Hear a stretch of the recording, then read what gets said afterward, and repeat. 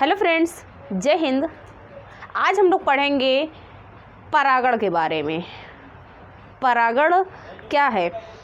पिछली वीडियो में हम लोगों ने पुष्प की संरचना के बारे में देखा। ये पुष्प की संरचना कैसी होती है। हमें लगता है कि आप लोगों को पुष्प की संरचना के बारे में सबको समझ में आ गया होगा। यदि आपने पुष्प की संरचना नहीं देखी है तो पहले आप उस वीडियो को देखिए, तब आप इसे देखिएगा। क्योंकि जब तक आप पुष्प की संरचना नहीं जानेंगे तब तक आप परागण को अच्छे से नहीं समझ पाएंगे। ठीक है, तो आप सबसे मैं कहूँगी कि सबसे पहले आप पुष्प की संरचना पढ़िए। पुष्प की संरचना पढ़ने के बाद आप परागण देखिएगा। ठीक है, तो आज हम लोग पढ़ेंगे परागण और निषेचन, पॉलिनेशन एंड फर्टिलाइजेशन। ठीक, आइए शुरू करते हैं। परागण, सबसे पहले जानते हैं कि परागण क्या है। परागण क्या है? आप लोगों ने पुष्प की संरचना जब पढ़ी तो उसमें आपने देखा कि जो एक पुष्प होता है, एक फ्लावर होता है, एक फूल होता है, उसके 4 भाग होते हैं, कैलिक्स, करोला, एंड्रोशियम, गाइनोसियम। यही 4 भाग आपने देखा, बाह्य दलपुंज, पुमंग, जायांग, है ना। हमने आपको पुमंग के 3 भाग बताए थे, फिलामेंट, एंथर, पॉलन ग्रेन, है ना। पुंतंतु, परागकोश, परागकण। गाइनोशियम के भी 3 भाग बताए थे, स्टिग्मा, स्टाइल, ओवरी, वर्तिकाग्र, वर्तिका, अंडाशय, है ना। आप सब इन सारी चीज़ों को बहुत अच्छे से याद कर लीजिए क्योंकि ये बहुत इंपॉर्टेंट है। ठीक है, तो जब हम लोगों ने पुष्प की संरचना के बारे में जाना तब हम देखेंगे कि ये परागण क्या है। ये शब्द आपको मिल रहा होगा, परागकण, परागण, तो इन दोनों में बड़ा फर्क है। एक शब्द है परागकण, है ना, और एक शब्द है परागण, यानी का हटा दिया जाए तो परागण बन जाएगा, यही का हटा दिया जाए तो परागण बन जाएगा। इन दोनों में बहुत फर्क है। परागकण का मतलब होता है पॉलन ग्रेन और परागण का मतलब होता है पॉलिनेशन। देखिए क्या है पॉलन ग्रेन क्या है। हमने आपको पिछली वीडियो में बताया कि इस पराग कोश के अंदर छोटे छोटे कण होते हैं जिन्हें हम लोग परागकण कहते हैं। यही होता है ना, परागकण होता है। ये निकलेगा जा करके अंडा से मिलेगा माता, इसकी जो मादा का अंडा है। ठीक, लेकिन परागण क्या है, ध्यान से देखिएगा। ये जो पॉलन ग्रेन है यानी कि जो परागकण है, परागकण का इस परागकण है कहाँ? परागकोश में है। ये परागकोश है ना, ये परागकोश है। परागकोश के अंदर है परागकण। तो परागकण का यहाँ से निकलकर स्टिग्मा पर चले जाना कहलाता है परागण। क्या कहलाता है? परागण। बहुत ही सिंपल देखिएगा, परागकोश से परागकण निकलेगा, स्टिग्मा यानी वर्तिकाग्र पर जाकर बैठ जाएगा। क्या कहलाएगा? परागण। हो गया परागण। परागकण परागकोश से निकला, परागकण है। मान लीजिए हाथ जो है ये परागकोश है, परागकोश के अंदर ये बन रहा है परागकण, ये है ऊपर वाला भाग स्टिग्मा। यहाँ से निकल करके ये परागकण निकला, जा करके स्टिग्मा पर बैठ गया। क्या हो गया? परागण। हो गया परागण। डिफिनेशन कैसे है, इसकी परिभाषित आप कैसे करेंगे? परागकण को परागकोश से निकलकर स्टिग्मा पर पहुंच जाना क्या कहलाता है? परागण कहलाता है। वापस से परिभाषा देखिएगा, पराग कण का पराग कोश से निकलकर वर्तिकाग्र पर पहुंचना। लिख लीजिएगा आप लोग, वर्तिकाग्र पर पहुंचना क्या कहलाता है? परागण। क्या कहलाता है? परागण। ये है परागण की परिभाषा। फिगर के हिसाब से देखेंगे, ये है मादा भाग जायांग, इसका ये ऊपरी भाग है स्टिग्मा। इस स्टिग्मा पर यानी कि वर्तिकाग्र पर यहाँ से परागकोश से परागकण निकलेगा, इधर आकर के बैठ जाएगा। क्या कहलाएगा? परागण। क्या कहलाएगा? पॉलिनेशन या परागण। समझ में आया आप लोगों को कि परागण क्या है? परागकण का पराग कोश से निकलकर वर्तिकाग्र पर पहुंचना ही क्या कहलाता है? परागण कहलाता है। समझ में आया? परागकण और परागण में क्या अंतर है, समझ गए? परागण कई तरीके से होता है। परागण के पश्चात ही जब ये यहाँ तक पहुँचेगा तो इसके ऊपर स्टिग्मा पर यानी वर्तिकाग्र पर चिपचिपा पदार्थ होता है, वह उस परागकण को चिपका लेगा। ठीक, तो परागण हो गया। परागण कई तरीके से हो सकता है। क्या खुद ही से ये स्टिग्मा परागकोश से परागकण निकल करके वर्तिकाग्र पर पहुँच जाएगा? उसे कुछ माध्यम की ज़रूरत होगी ना। खुद से तो फ्लावर से ये निकल करके यहाँ तो आएगा नहीं, कोई ना कोई तो माध्यम की ज़रूरत होगी। तो वो माध्यम कई बन सकते हैं, आइए देखते हैं। एंटोमोनोफिली। एंटोमोनोफिली, एंटोमोनोफिली क्या है? कीट द्वारा परागण। एंटोमोनोफिली का मतलब कीट द्वारा परागण, यानी कि जब भी परागकण का परागकोश से निकलकर वर्तिकाग्र पर पहुंचना, ये जो माध्यम कीट बन जाए। मान लो ये एक पौधा है, ये कीट यहाँ पर बैठ गई, ये मादा भाग है, ये नर भाग है। ठीक, यहाँ से इसको निकलना है, ये है, लेकिन यहाँ पर बैठी एक मक्खी। मक्खी कैसे बनाए? मान लीजिए ये मक्खी बैठ गई। ठीक, ये मक्खी बैठी, ये मक्खी यहाँ बैठी, यहाँ से उड़ करके इधर कहीं कोई कीट बैठ गया, घूमते घूमते घूमते घूमते इसके पैर में चिपक गया परागकण। घूमते घूमते जब यहाँ तक आएगा, यहाँ पर आ गया परागकण। माध्यम ये मक्खी बन गई। माध्यम मक्खी नहीं, कोई भी कीट बन गया। यदि माध्यम कोई कीट बन गया तो हम उसे कहेंगे एंटोमोनोफिली, यानी कि कीट के द्वारा परागण हुआ। क्या कहलाएगा? एंटोमोनोफिली। कीट द्वारा परागण हुआ तो क्या कहलाएगा? एंटोमोनोफिली। ऑर्निथोफिली। ऑर्निथोफिली मतलब पक्षी द्वारा परागण, यानी कि पक्षियाँ फूल पर बैठ कर टहल रही हैं इधर उधर, इस फूल का परागकण निकल करके उसके वर्तिकाग्र पर चला गया, पक्षी द्वारा परागण, तो उसे हम लोग कहेंगे ऑर्निथोफिली। ठीक, अगला है एनीमोफिली। एनीमोफिली क्या है? जब वायु द्वारा परागण हो। अब आप शब्दों को देखकर समझ जाएंगे। यदि कीट द्वारा परागण हो तो एंटोमोनोफिली, पक्षी द्वारा परागण हो तो ऑर्निथोफिली, वायु द्वारा परागण हो तो एनीमोफिली। अब मान लीजिए खेती हो रही हो, खूब ढेर सारा धान और लगा हो, गेहूँ, पक्षी के बस का है कि एक पे बैठे, एक पे बैठते बैठते पूरे धान पे या पूरे गेहूँ पे पूरे परागण करवा पाए? एक बरस बीत जाएगा केवल परागण करवाने में, होगा ना? इतना सारा पेड़ लगा हुआ है, कितना पक्षियाँ या कीट करवाएंगे? नहीं पॉसिबल है। तो वहाँ पर कौन सा परागण होगा? वायु परागण, यानी कि हवा का झोंका आया, एक से दूसरे में सब मिलते चले गए, यानी कि इसका परागकण उसके वर्तिकाग्र पे, उसका परागकण इसके वर्तिकाग्र पे, या फिर उसी में सब मिल गए, तब वायु द्वारा परागण हो गया। अगला है हाइड्रोफिली। अगला है हाइड्रोफिली, जल द्वारा परागण। अगला है हाइड्रोफिली, यानी कि जल द्वारा, यानी कि जो जलीय पौधे होते हैं, यानी कि जो पौधे जल में रहते हैं, उनका जो परागण होता है वो जल द्वारा परागण होता है। ठीक, तो जब जल द्वारा परागण होगा, यानी कि माध्यम जो है परागकण और वर्तिकाग्र के मिलने का जो माध्यम होगा, यदि वो जल बन गया तो जल द्वारा परागण, उसे हम लोग कहेंगे हाइड्रोफिली। लास्ट है जूफिली, जंतु द्वारा परागण। मान लीजिए जंतु मतलब बड़े बड़े जंतुओं द्वारा जो परागण होता है उसे हम लोग जूफिली कहते हैं, यानी कि जंतु द्वारा परागण।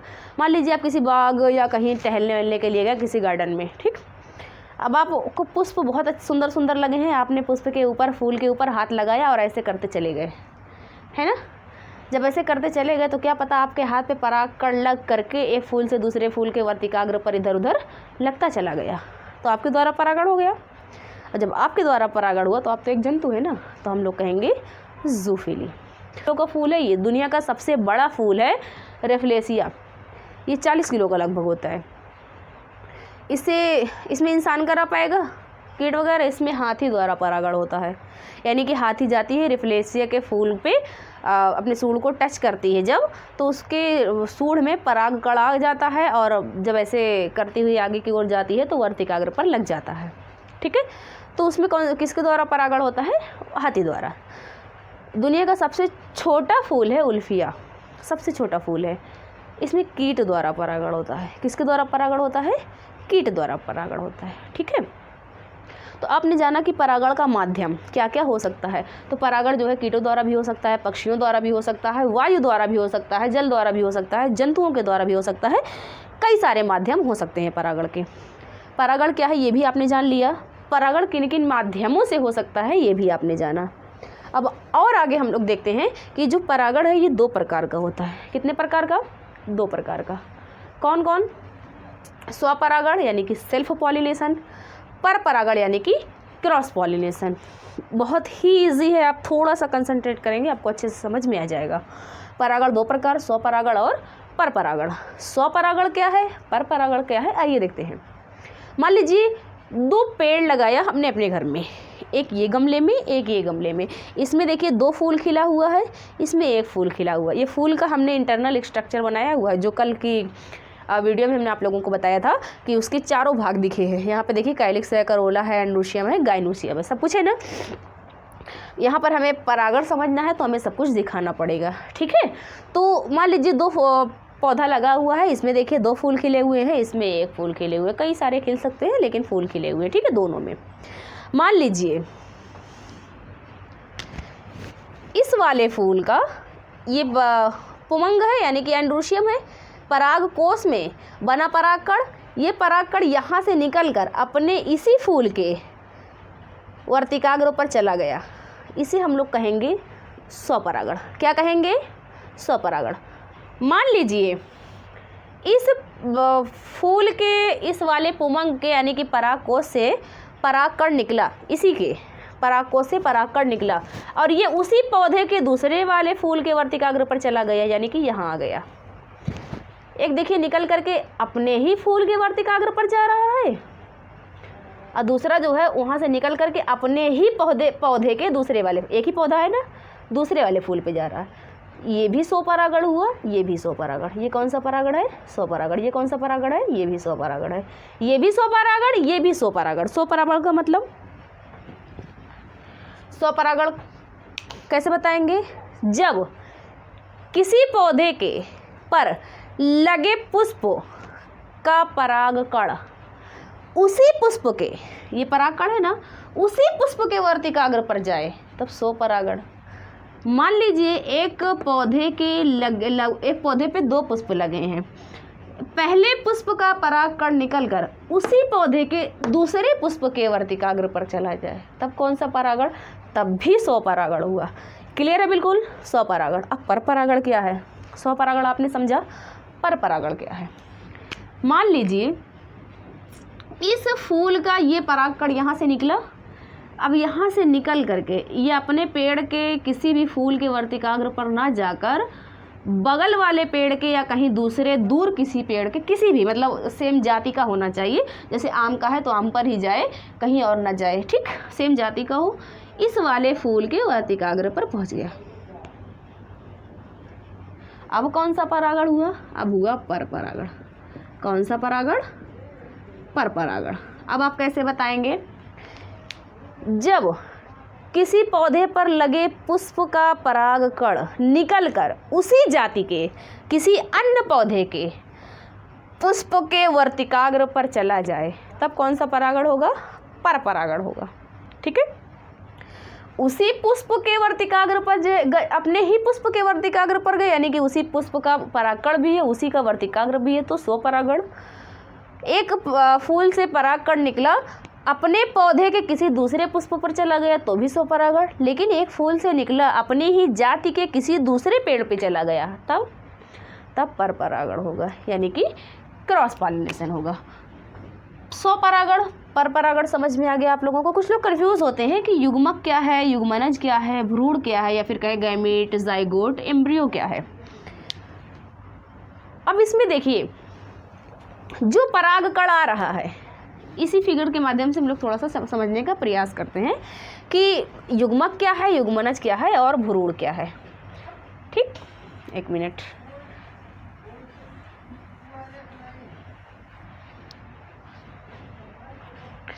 मान लीजिए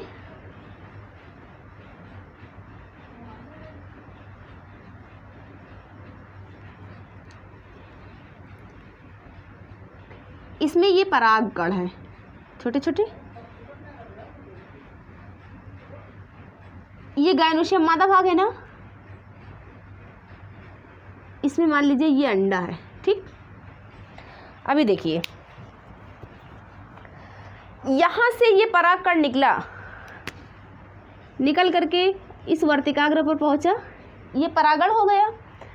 अब ये यहाँ से अंदर जाएगा और इसके ये जो अंडा है ना, इस अंडे से मिल जाएगा। जब दोनों आपस में मिल जाएंगे तब होगा निषेचन। क्या होगा? निषेचन। हमने लिखा है ना परागण तथा निषेचन। यहाँ से ये निकल करके इस पे गया तो ये हुआ परागण, लेकिन इससे ये अंदर चला जाए और इसके साथ मिल जाए, यानी कि नर आया, ये अंडा आया, नर का अंडा आया मादा के अंडे के साथ, यहाँ मादा का अंडा है, नर वाला आया, इधर से आया, यहाँ से यहाँ पहुँचा, इसके साथ मिल गया। अब बताइए, इसके साथ मिल गया ना, ये हो गया निषेचन। क्या हुआ? निषेचन। मिलने की क्रिया क्या हुई? निषेचन। ठीक, इसी प्रकार से मनुष्यों में भी फीमेल का एग और मेल का स्पर्म दोनों आपस में मिलते हैं तो निषेचन कहलाता है ना, वैसे ये भी है। जब दोनों आपस में मिल जाएंगे तो निषेचन कहलाएगा। ठीक है, युग्मक और युग्मनज क्या है? जो अभी मेल गैमीट अकेला था, यहाँ ये अकेला है, यहाँ तो ये मादा के साथ मिला नहीं है, अभी ये भी अकेला था, पहले ये भी अकेला था, तो जब ये अकेला है, ये अकेला है, तब ये दोनों युग्मक कहलाएंगे। दोनों अगर अकेले अकेले हैं तो ये युग्मक कहलाएंगे। ठीक है, ये अकेला है, ये अकेला है, जब दोनों अकेले अकेले हैं तो युग्मक कहलाएंगे। ये युग्मक, ये नर भाग है तो नर युग्मक, ये मादा है तो मादा युग्मक, यानी कि मेल गैमीट और फीमेल गैमीट, यही तो होगा, मेल और फीमेल गैमीट। जैसे मनुष्यों में मेल गैमीट जो है स्पर्म यानी कि शुक्राणु होता है, उसको भी युग्मक यानी कि नर युग्मक यानी कि शुक्राणु, मनुष्यों में मादा युग्मक यानी कि अंडाणु होता है। सेम उसी प्रकार पौधों में भी जो परागकण है वो नर युग्मक है यानी कि गैमीट है, मेल गैमीट है। जो पराग मादा इसके गायनोशियम में अंडा है वो फीमेल गैमीट है, यानी कि ये भी युग्मक वो भी युग्मक, दोनों अगर सिंगल सिंगल हैं, अलग अलग हैं तो युग्मक। लेकिन जब ये आ जाएगा और इसके साथ मिल जाएगा, अब दोनों मिल गए ना, दोनों मिलकर एक हो गए, जब दोनों मिलकर एक हो गए तब हम उसे कहते हैं युग्मनज। क्या कहते हैं? युग्मनज यानी कि जाइगोट कहेंगे। क्या कहेंगे? युग्मनज यानी कि जाइगोट का। दोनों सिंगल सिंगल हैं तो युग्मक कहेंगे यानी गैमीट्स, दोनों मिल जाएंगे तो युग्मनज यानी कि जाइगोट बनेगा। ठीक है, अगला है एम्ब्रियो यानी कि भ्रूण। यही जाइगोट जब थोड़ा बड़ा हो जाए, विकास करने लगे, तो उसे हम लोग कहते हैं एम्ब्रियो, उसे कहते हैं एम्ब्रियो। जैसे मनुष्य में स्पर्म होता है, ओवा होता है ना, दोनों आपस में मिल गए, फर्टिलाइजेशन हो गया, तो गैमीट थे, जब दोनों आपस में मिले तो क्या बना? जाइगोट। अब ये जब जाइगोट बनेगा तो बेबी बनेगा। जब तक वो बेबी माँ के पेट में है यानी कि 9 मंथ तक, तब वो भ्रूण होगा। वो जाइगोट दोनों मिलते ही तो पूरा शरीर नहीं बन जाता, बनने में 9 महीने लगते हैं। तो जब दोनों मिलते हैं तो मिलता है तो तुरंत वो जाइगोट कहलाएगा। लेकिन ये जाइगोट जब विभाजन करेगा, अपना विकास करेगा, थोड़ा बड़ा होगा, ठीक है, तो ये जब बड़ा होगा, विकास करेगा, तो उसे हम लोग भ्रूण कहेंगे। यानी कि जब बच्चा बन गया, जब तक वो पैदा नहीं हुआ है, माँ के पेट में है, तब तक वो भ्रूण ही कहलाएगा। जब वो पैदा हो जाएगा तब वो बच्चा कहलाएगा। ठीक है, सेम उसी प्रकार इनमें भी होता है। जब दोनों अलग अलग है तो युग्मक, दोनों मिल गए तो युग्मनज, और ये जब विकास कर लेगा युग्मनज तो उसे हम लोग भ्रूण कहेंगे। ठीक है, आई होप आप लोगों को ये परागण, निषेचन, पर परागण, परागण के माध्यम, स्वपरागण, पर परागण और गैमेट, जाइगोट एंड एम्ब्रियो आप लोगों को अच्छे से समझ में आ गया होगा। यदि आप लोगों को ये सब कुछ में थोड़ा सा भी कहीं पर भी कुछ कन्फ्यूज़न हो, ना समझ में आया हो, तो आप लोग कमेंट बॉक्स में हमसे पूछ सकते हैं। ठीक है, हम उसका आंसर ज़रूर देने का प्रयास करेंगे। ठीक, आज के लिए बस इतना ही, मिलेंगे नेक्स्ट वीडियो में, तब तक के लिए जय हिंद।